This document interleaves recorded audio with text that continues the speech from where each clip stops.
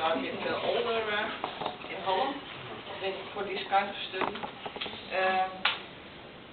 Before I became a mediator, my profession was mortgage consultant, and I was a financial advisor. I sold houses and insurances. I was triggered by clients who were getting divorced, and they experienced the settlement by a lawyer, we also talked about lawyers, as impersonal. In practical cases, they didn't always got the right support. That's what triggered me as a financial expert. In my opinion, the settlement of a divorce should be done in a different and a better way. The translation of my company is also called Better Apart. I'm also a court mediator and a criminal court law mediator. So that's my introduction. My name is Marion. I started with a Master of Mediation in 2014. I'm now 55, so I'm also an older person in mediation. I'm working as a court mediation in family affairs and also as a criminal mediator in criminal matters for different courts in Holland. During my master mediation, I researched the role of emotions and stress and the working of the brain and the influence on the mental well-being from the parties. I'm also an expert in autism spectrum disorder and other mental disorders, and most of my mediations are with parties that where one of them has a disorder. So it's also a high conflict about this. My study about the brain and the emotions and what stress will do with the brain helped me in my work as a mediator. It's necessary to make contact with people because when there's much stress, the brain has to a little switch it turn off.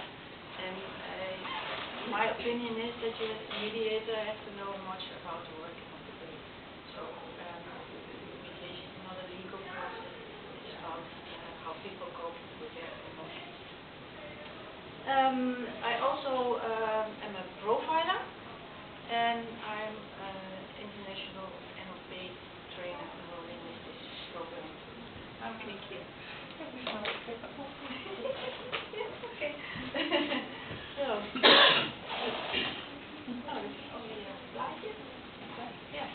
We are asked by Jan if we could tell you something about our study. We are both mediators, we already told you, and since 2008, so about 11 years, and we both have had mediated more than 500 cases each person. Yeah, so we have the quantity. So 3 a year is not a problem for us. Yeah. I think 3 is too less to be a good mediator. There's some more mediation. Yeah. We both don't have a legal background. It's very important to know for you. We don't have that.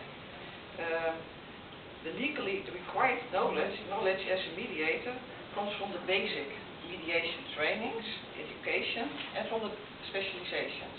So in the basic training, we learn about how to make a contract for both parties. And when we divorce, we have to know things about making a parenting plan, or we have to know things about making a covenant, the things that people, the way they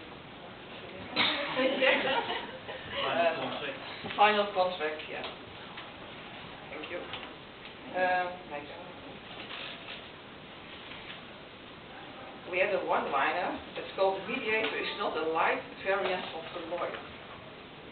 We are professionals with our own theoretical framework, specific to professional skills and our attitude.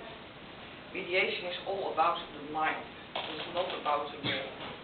It's about attitude, emotions, stress, and behavior. That's what we think, and Marion is going to tell you more about that. In our study, we had much about social psychology and about who you are as a mediator. It's about why do you react like you do, and what's the effect on the parties. Very attention was for our own personality. We were 3 days on a sort boot camp to find our own personality, and for me it's important because in conflicts you get something that can be on your own borders, like sexual abusing children, fathers they violate their children, or mothers also in the criminal mediations robberies and abuse also, and Phil Letzel. Personal injury. Injury, and sometimes it's beyond your own borders, and as a mediator you have to know if you can handle such things. And for me, as an experienced mediator, at the beginning it was difficult when there's sexual abuse, for example, but now as an experienced mediator, it's, for me it's, every case is okay. I don't care what the matter is. There's a question there. So during sexual abuse, you do mediation between victim and abuser? Yeah, also. I had a case for 2 weeks. It was in a marriage, and she was sexual abused and physical abuse for 25 years. Yeah, well, I've worked with children with wild background, so I understand, but we don't do mediation. I think, of course. For myself, I like all the cases, and they are all interesting. As a mediator, you are part of the system, and therefore you have an influence on the mediation. It's not that only the parties have a conflict. You are also in their inner circle at that moment. Whether you want it or not, you are part of the system. And that's important to know how your own behavior affects the mediation. What do you do in the mediation? Non-verbal mostly.